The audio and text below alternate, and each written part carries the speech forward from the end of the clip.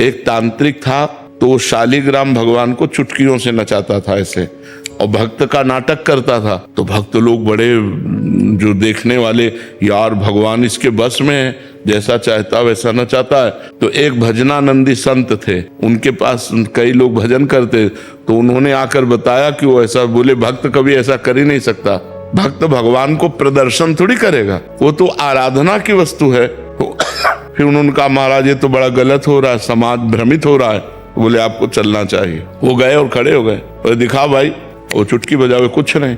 जब 100 का स्वभाव शेर हो जाता है ना, तो फिर कुछ नहीं चलता। और उनके पास भजन था और ये मंत्र का तांत्रिक था। तो इसने जब देखा कि यही बाबा जी आए और इसी कारण हुआ, तो उनसे कहा चले जाओ।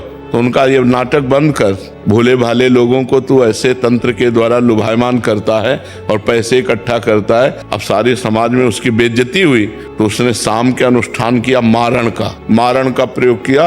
वो खप्पर में आग की तरह जलती हुई उन महात्मा की तरफ बढ़ी, लेकिन उनकी डेहरी की परिक्रमा करके बस खड़ी रही।